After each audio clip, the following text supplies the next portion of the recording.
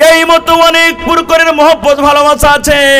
এই মুসলমান, মা বাড়িতে আছেন, বাপ বাড়িতে আছেন, এবার আমার পরে আমার মা নারাজ হয়ে গেছেন, আপনার পরে আপনার মা নারাজ হয়েছে, আপনি মুনসাই বাজারে চলে গেলেন, এক পাম রসগোল্লা বাড়িতে আনলেন, মার কাছে বসে গেলেন, মা গে এই রসগোল্লা তোর জন্য এনেছে গে মা, তুই খেলে।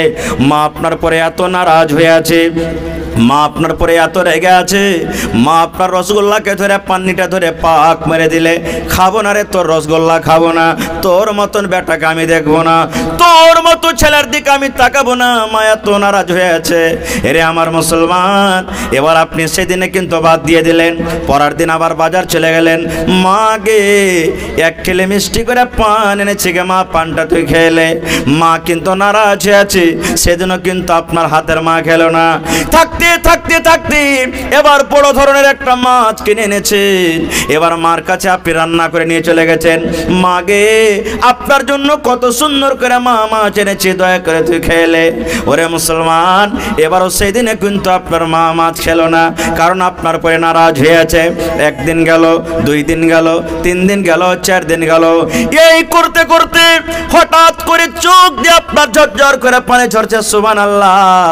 মার যদি দোকানটা পা ধরে আপনি পড়ে যান, মা গে আমি জীবনে কত গুনাহ করেছি গে মা, জীবনে কত ভুল করেছি, আমার পরে তুই কতখানি রাগা আছিস গে মা, আমি তোর পা ধরে আছি গে মা। মা গে আমার জন্য তুই কত কষ্ট করেছিলি গে মা, আমার জন্য কত কষ্ট হয়েছিল মা, আমি তোর হতভাগা সন্তান, যতক্ষণ পর্যন্ত তুই আমাকে মাফ না করবে, তোর রাগ মাটি না হবে গে মা, অতক্ষণ পর্যন্ত আমি তোর পা ধরে ধরে থাকবো, অতক্ষণ পর্যন্ত তোর পা আমি ছাড়বো না। এরে মুসলমান, যদি এরকম করে মায়ের পা ধরে আপনি মাপ চায়েন, আমার মনে হয় দুনিয়াতে কোনো এমন মা নাই কি পা ধরার পরে নিজের ছেলেকে ক্ষমা করবে না। হবে? মাপ করবে না? করবে না? হানা বলেন, করবে কি করবে না? মা করবে। মা আপনাকে জড়িয়ে ধরবে, মা নিজে কানতে লাগবে, আহারে ছাড় বেটা ছাড়, আর ভুল করে তোর ছেড়ে দে বেটা, যা করেছিস আমি তোকে অন্তর থেকে দিল থেকে মাফ করবো বেটা, তুই ছেড়ে দে। এবার মা মাফ করে দিবে আপনাকে। এবার আপনাকে বলি, মা কতটুকু রহমত পেয়েছে? একটা রহমত কি গোটায় পেয়েছে মা? আল্লাহ যে একটা রহমত দুনিয়াতে দিয়েছেন, একটা রহমত গোটায় মা পেয়েছে কি? পাইনি। একটা রহমতের একটুখানি পেয়েছে, সরিষার দানার থেকে কম। মানে একটা রহমত যত মানুষ, যত জীব জন্তু সবাইকে আল্লাহ একটু একটু দিতে পারেনি। আমি আল্লাহর নবীর দরবারে যদি আমি নিজকে সারেন্ডার করে দিই, আমি জেনা করেছি এই গুনাহটার যদি আমি ইকরার করে নিই, আমাকে নবীজি পাথর দিয়ে মেরে মেরে মেরে আবার জীবনটাকে শেষ করে দিবে। দয়ার নবী পাথর দিয়ে মেরে মেরে মেরে আমার জীবনটাকে হারিয়ে দিবে।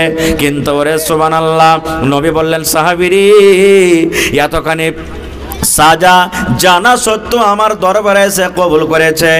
এই আমার সাহাবীরা শুনে নাও, মায়ে যে আল্লাহর দরবারে এমন করে তওবা করেছে, মায়ে যে এমন দরবারে আল্লাহর দরবারে কেঁদে কেটে তওবা করেছে, সেই তওবাটা যদি তার তওবাখানাকে যদি গোটা মদিনার পাপীদের মধ্যে, গুনাহগারের মধ্যে যদি বেঁটে দেওয়া হয়, তার খুব তওবার কারণে আল্লাহ রাব্বুল আলামিন সমস্ত মদিনাবাসীকে আল্লাহ ক্ষমা করে দিবেন। এই জন্য খবরদার খবরদার মায়েজকে তোমরা গালি দিও না। নারে তাকবীর। তাহলে দেখেন, একজন সাহাবী যার কোরআনে আল্লাহ রাব্বুল আলামিন জিকির করেছেন, যে সাহাবীর আমল দেখে আল্লাহ খুশ, আর আল্লাহর আহকাম বিধান পেয়ে সাহাবায়ে কেরাম খুশ, তাদের দ্বারা তো জেনা হয়েছে। তাহলে জেনার কি ফয়সালা হলো? যে যদি কোনো অবিবাহিত, যার বিয়া কিন্তু হয়নি, বেটা ছেলা হোক কিংবা বেটি ছেলা হোক, জেনাতে ধরা পড়ে, তাহলে কত কোড়া মারতে হবে তাকে? কত কোড়া মারতে হবে ভাই? জোরে বলেন না। 100 কোড়া মারতে হবে। একটু জোরে বলেন, কত কোড়া মারতে হবে? 100 কোড়া। কিন্তু আমাদের এলাকাতে কেমন কোড়া লাগায় জানেন? আপনাদের এলাকাতে কেমন আছে না আছে, যে বিচার পঞ্চায়েতে বসলো, এবার 10 খান টাকারা ধরবে কমচি, বা 5 খান টাকারা ধরবে।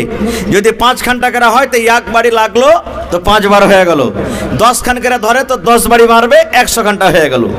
জি না, এটা কোড়া মারার এটা নিয়ম নয়। আর যদি বিবাহিত যদি ছেলে মেয়ে ধরা পড়ে তাহলে কিন্তু তাকে রজম করতে হবে। কিন্তু আমাদের বাস হিন্দুস্তানে এখানে ইসলামী কারণ চলে না, আমরা কোনোটাই সাজা করতে পারি না। একটু যদি বেশি করে লাগান আপনার ব্যাপারে কেস দায়ের করে দেবে, করবে কি করবে না? হ্যাঁ, যে বড় বাবু সিধাই নিকেরা বলবে বড় বাবু আমাকে এরকম ভাবে মেরেছে, কিন্তু কি কারণে মেরেছে ওগুলা দেখা দেখি না আপনাকে চক্করে ফেলে দিবে। এই জন্য মন্ডল, সর্দার, মুখিয়াজি, মৌলভী সাহেব সমাজের যারা আছে এরা শরীয়ত কিছু করতে পারে না। খুব খৈর, যা হোক, আমি ওদিকে যাব না। খো তো সাহাবায়ে কেরামের দ্বারা থেকে ভুল হয়ে গেল, কিন্তু তওবা করলেন, তওবার কারণে আল্লাহ তাবারক ওয়া তাআলা তার গুনাহ মাফ করে দিলেন।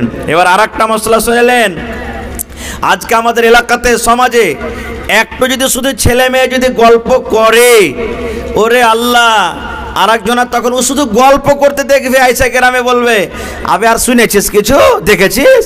কইছে কি আছে? কইছে আব্দুল্লাহর বেটি আর জামশেদের বেটাকে দেখেলাম, ওরে সুবহানাল্লাহ বলিস না আর কিছু, দিলে গ্রামে ঢোল পেটে। এরকম হয় না? হয় না? শুধু গল্প করতে দেখেছে ও, আর কিছু দেখেনি আর আগে। আর ও আইসে এমন ভাবে তেল মশলা লাগাবে যে বোরকা বিচার বসিয়ে দিবে। এবার যেমনি সমাজের লোক বসে গেল, এই তোরকে কতখানি কি হয়েছে বল, দুজনই বলছে না আমাদের কিছু হয়নি, বাস 4 লাখ 5 লাখ টাকা ফাইন হয়ে গেল। এই ভাই মুসলমান, আল্লাহ রসুলের হাদিস বলছে আপনাদের সামনে, সহিহ হাদিস। আল্লাহ নবীর জামানাতে একজন সাহাবী দোকানদার ছিলেন, দোকানদারি করত। খাজুর ছিল গ্রামে, দোকানে খাজুর, দোকানে সয়দা আছে। গ্রামের একটা মহিলা দোকানে সওদা কিনতে গেছে, যেমন আমাদের এলাকাতে যাই না, মা, খালা, বহিন, দাদি, নানি সাবুন কিনতে যায়, সারাপ কিনতে যায়, দরকার হিসেবে যায়। এবার আল্লাহ নবীর জামানাতে সেই মহিলা দোকান গেছে সওদা কেনার জন্য। এবার সেই সাহাবী কেমন যে লেগেছে তাকে, সেই মেয়ে ছেলেটাকে ধরে চুমা দিয়ে দিয়েছে, শুধু চুমা দিয়েছে, গতরে গত টাচ হয়েছে, যেরকম সহবাসয় হয়নি, শুধু চুমা হয়ে গেছে। আমাদের মতন তো সেই নয়, যাবে যা হইলো হইলো, লোক করে থাক, খাপা কেউ জানতে পারেনি, ডাহিন ভাই দেখ, আগা পিছে দেখ, কেউ জানতে না পারলে হলো চুপচাপ থেকে থিয়ে দেয়। কিন্তু একজন সাহাবী, সুবহানাল্লাহ, যার আল্লাহর ডর, ভিতরে আল্লাহর ভয়, সেই সাহাবী তো চুমা খেয়ে নিলেন, কিন্তু ভিতরে জাহান্নামের ডর, আল্লাহর ডর ঢুকে গেল। এবার সেই সাহাবী দৌড়াতে দৌড়াতে দৌড়াতে আল্লাহর নবীর দরবারে চলে গেলেন।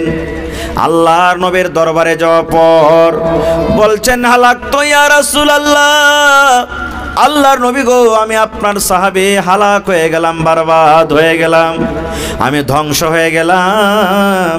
আল্লাহ নবী গো, আমার জীবন হালাক হয়ে গেল, আমার জীবন বরবাদ হয়ে গেল।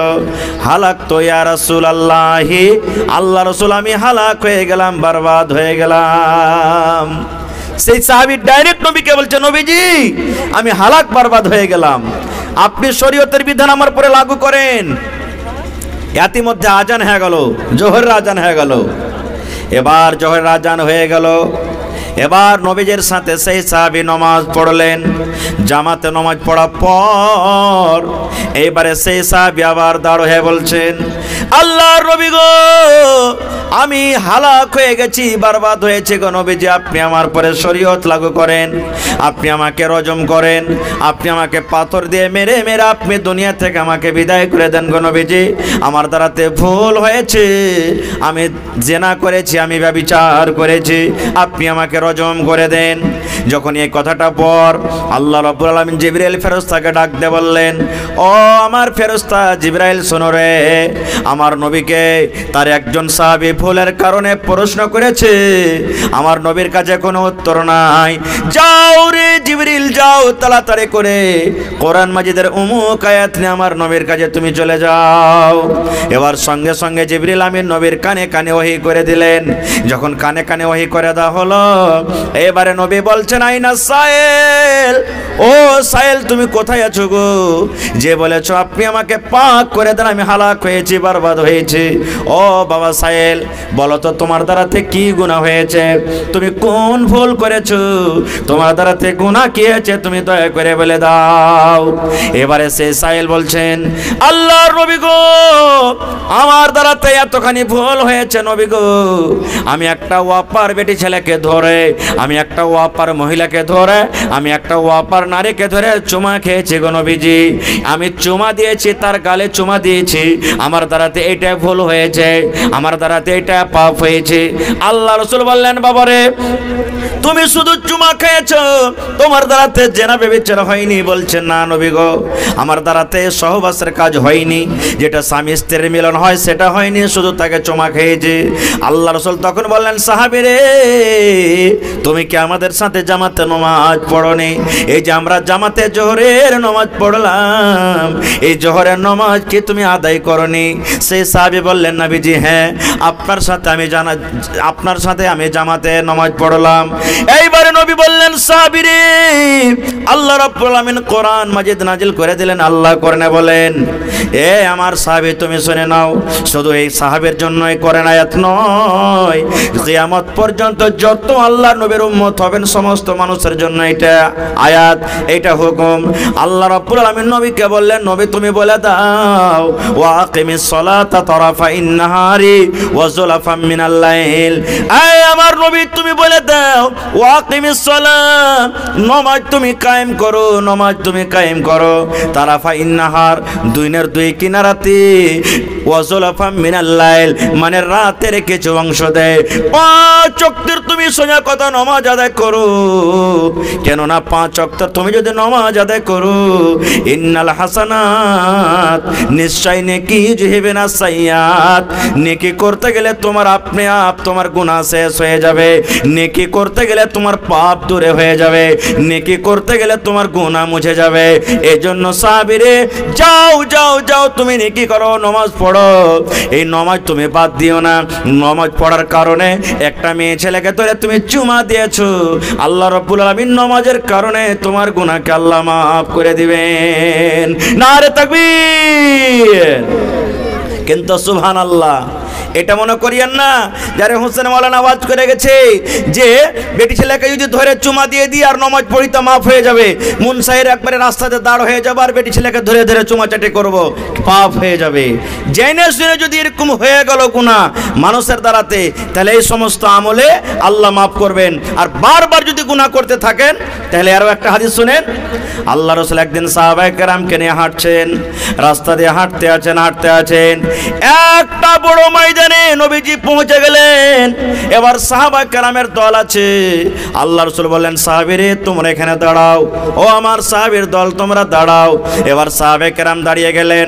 নবীজি আদেশ করে দিলেন, যাও, কেউ ডান দিকে চলে যাও, কেউ দক্ষিণ দিকে চলে যাও, কেউ পশ্চিম দিকে চলে যাও, কেউ পূর্ব দিকে তোমরা চলে যাও।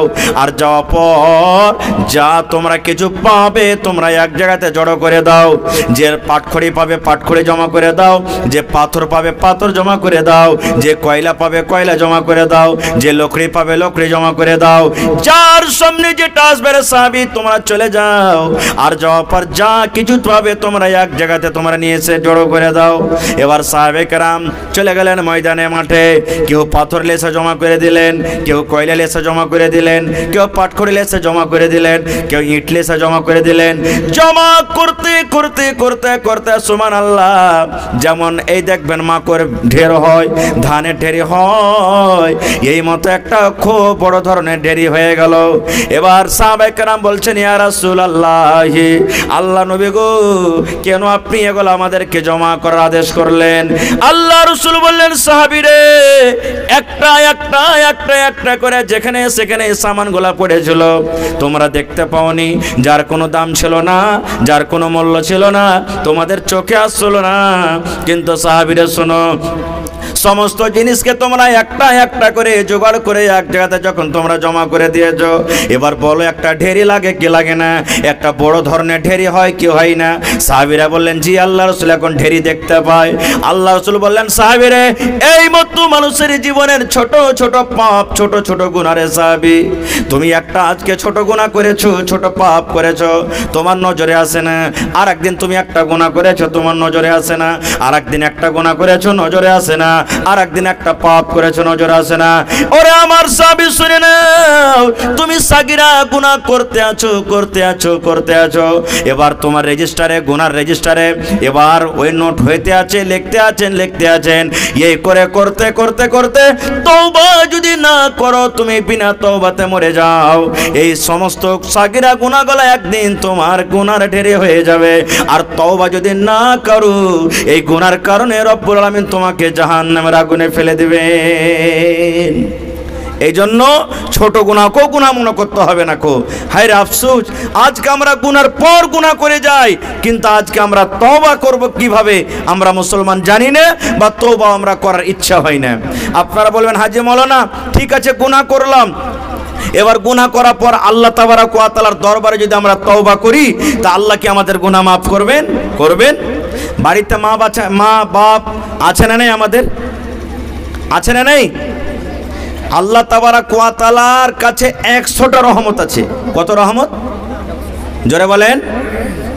আল্লাহর কাছে কত রহমত আছে ভাই? একটু মুখ খোলেন। কত রহমত আছে? 100 রহমত। 100টা রহমতের মধ্যে আল্লাহ 99টা রহমত নিজের কাছে রেখেছেন, আর একটা রহমত আল্লাহ দুনিয়াতে দিয়েছেন। কাকে দিয়েছেন? আল্লাহ একটা রহমত আমাকে দিয়েছেন, আমার স্ত্রীকে দিয়েছেন, আমার ছেলে মেয়েকে দিয়েছেন, আমার মা বাপকে দিয়েছেন। একটা রহমত আল্লাহ আপনারাকে দান করেছেন, আপনার মা বাবাকে দান করেছেন, আপনার ছেলে মেয়েরাকে দান করেছেন। কিয়ামত পর্যন্ত যত মানুষ আসবে এবং যারা দুনিয়া থেকে চলে গেছেন সমস্ত লোককে আল্লাহ ভাগ করে দিয়েছেন। শুধু মানুষ নয়, আল্লাহ একটা কুকুরকে দান করেছে ওই রহমত, এবং কুকুরের মা বাপকে আল্লাহ দান করেছেন। আল্লাহ একটা সাপকে দিয়েছে, সাপের মা বাপকে দিয়েছে। আল্লাহ একটা গরুকে দিয়েছে, ওই গরুর মা বাপকে আল্লাহ একটা নেকি দিয়ে একটা রহমত দিয়েছেন। এই করতে সুবহানাল্লাহ, আল্লাহর জমিনে যত আল্লাহর মাখলুক রয়েছে সমস্ত মাখলুককে আল্লাহ তাবারক ওয়া তাআলা একটা নেকি ভাগ করে দিয়েছেন। তবে বলেন, গোটা পৃথিবীর মাখলুককে যদি আল্লাহ একটা রহমত আল্লাহ দিয়ে থাকেন, কতখানি করে আমরা ভাগ পাই? এই মহব্বত ভালোবাসার কারণে আজকে আপনি আমাকে ডেকেছেন, আরে হোসেন মাওলানাকে ডাক। এই যে আমাকে ডেকেছেন, আমার সাথে মহব্বত আছে, ভালোবাসে বলে আজকে আপনি ডেকেছেন আবুল কাসিম বিজলিকে, আজকে ডেকেছেন হযরত আলীকে। ডাক রে ডাক, এটা ভালোবাসার কারণ। আজকে ভালোবাসার কারণে মা বেটার সাথে ভালোবাসে, বেটা বাপকে ভালোবাসে, বাপ বেটাকে ভালোবাসে, স্বামী স্ত্রীর মহব্বত ভালোবাসা হয়। একটা কুকুর নিজের বাচ্চাকে ভালোবাসে। দেখবেন যখন মুরগির বাচ্চা হয়, বাচ্চাগুলা যখন ছোট থাকে, আপনি মুরগির পাঞ্জরতে যখন যাবে আপনাকে ছো মারে কি মারে না? ছো মারার কারণ হলো মুরগি নিজের বাচ্চাকে ভালোবাসে। মুরগি মনে মনে এটাই বলে, আল্লাহরে মনে হয় আমার বাচ্চাকে ধরে নিয়ে চলে যাবে। এই জন্য নিজের বাচ্চার সাথে মহব্বত ভালোবাসা এত, বাচ্চাকে বাঁচাবো বলে মুরগি যে পাঞ্জরতে হেঁটে যায় তাকে লচিয়ে যায়। এই মতো অনেক প্রকারের মহব্বত ভালোবাসা আছে। এই মুসলমান, মা বাড়িতে আছেন, বাপ বাড়িতে আছেন, এবার আমার পরে আমার মা নারাজ হয়ে গেছেন, আপনার পরে আপনার মা নারাজ হয়েছে। আপনি মুনসাই বাজারে চলে গেলেন, এক পাম রসগোল্লা বাড়িতে আনলেন, মার কাছে বসে গেলেন, মা গে এই রসগোল্লা তোর জন্য এনেছে গে মা, তুই খেলে। মা আপনার পরে এত নারাজ হয়ে আছে, মা আপনার পরে এত রেগে আছে, মা আপনার রসগোল্লাকে ধরে পান্নিটা ধরে পাক মেরে দিলে, খাবো না রে তোর রসগোল্লা, খাবো না, তোর মতন বেটাকে আমি দেখবো না, তোর মতো ছেলের দিকে আমি তাকাবো না। মা এত নারাজ হয়ে আছে।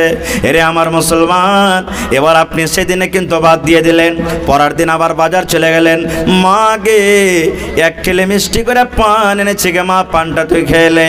মা কিন্তু নারাজ হয়ে আছে, সেদিনও কিন্তু আপনার হাতের মা খেলো না। থাকতে এবার বড় ধরনের একটা মাছ কিনে এনেছেন, এবার মার কাছে আপনি রান্না করে নিয়ে চলে গেছেন, মা গে আপনার জন্য কত সুন্দর করে মা মাছ এনেছে, দয়া করে তুই খেলে। ওরে মুসলমান, এবারও সেই দিনে কিন্তু আপনার মা মাছ খেলো না, কারণ আপনার পরে নারাজ হয়ে আছে। একদিন গেল, 2 দিন গেল, 3 দিন গেল, 4 দিন গেল। এই করতে হঠাৎ করে চোখ দিয়ে আপনার ঝরঝর করে পানি ঝরছে। সুবহানাল্লাহ, মার যদি 2 ঘন্টা পা ধরে আপনি পড়ে যান মা গে। আমি জীবনে কত গুনাহ করেছি গে মা, জীবনে কত ভুল করেছি, আমার পরে তুই কতখানি রায়গা আছিস গে মা, আমি তোর পা ধরে আছি গে মা।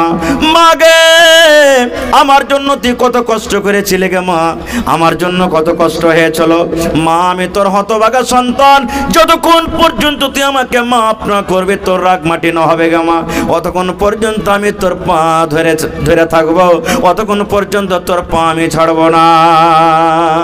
এরে মুসলমান, যদি এরকম করে মায়ের পা ধরে আপনি মাপ চায়েন, আমার মনে হয় দুনিয়াতে কোনো এমন মা নাই কি পা ধরার পর নিজের ছেলেকে ক্ষমা করবে না। হবে? মাপ করবে না? করবে না? হানা বলেন, করবে কি করবে না? মা করবে। মা আপনাকে জড়িয়ে ধরবে, মা নিজে কানতে লাগবে, আহারে ছাড় বেটা ছাড়, আর ভুল করে তোর ছেড়ে দে বেটা, যা করেছিস আমি তোকে অন্তর থেকে দিল থেকে মাফ করবো বেটা, তুই ছেড়ে দে। এবার মা মাফ করে দিবে আপনাকে। এবার আপনাকে বলি, মা কতটুকু রহমত পেয়েছে? একটা রহমত কি গোটাই পেয়েছে মা? আল্লাহ যে একটা রহমত দুনিয়াতে দিয়েছেন, একটা রহমত গোটাই মা পেয়েছে কি? পাইনি। একটা রহমতের একটুখানি পেয়েছে, সরিষার দানার থেকে কম। মানে একটা রহমত যত মানুষ যত জীবজন্তু সবাইকে আল্লাহ একটু একটু করে দিয়েছে, ভাগ করে। এবার বলেন, একটুখানি রহমত পেয়ে মা যদি আমাকে আপনাকে যদি মাফ করতে পারেন, গুনহার বোঝা নিয়ে মসজিদে গিয়ে যদি 2 রাকাত নামাজ পড়ে আল্লাহর দরবারে যদি কান্দে কাটে দোয়া করে, আল্লাহ মাফ করবে না? করবে না? জোরে বলেন, আল্লাহ করবেন না? করবেন না? রে মুসলমান, জীবনে জেনা হয়েছে, জীবনে মদ পান করেছেন, আল্লাহর দরবারে রাত 12-1টাতে চলে যান, 2টা রাতের সময়তে চলে যান, ওযু করলেন, ওযু করার পর 2 রাকাত নামাজ পড়লেন, 2 রাকাত নামাজ পড়ার পর আল্লাহর দরবারে 2 হাত তুলে দেন, অন্তর থেকে যদি আল্লাহকে বলেন, রব্বুল আলামিন জীবনে কত মদ পান করেছি, জীবনে কত জেনা করেছি, আল্লাহ তোমার দরবারে তওবা করছে মাবুদ, জীবনে আমি জেনে শুনে আর কোনোদিন গুনার কাজ করব না, আল্লাহ তুমি আমাকে মাফ করে দাও। আল্লাহ তোমার নাম গফফার, গফফার মানে বেশি বেশি করে মাফ করনে ওয়ালা। আমি পাপী গুনাহগার, আল্লাহ তুমি আমার মতো পাপী গুনাহগারকে আল্লাহ তুমি মাফ করে দাও। ওরে সুবহানাল্লাহ, আল্লাহ রাসূল বলেছেন, উম্মত রে এই তুমি দোয়া করো, আর তোমার চোখ দিয়ে যদি 1 ফোঁটা আল্লাহর ডরে জাহান্নামের ডরে যদি পানি বের হয়ে যায়, তোমার চোখ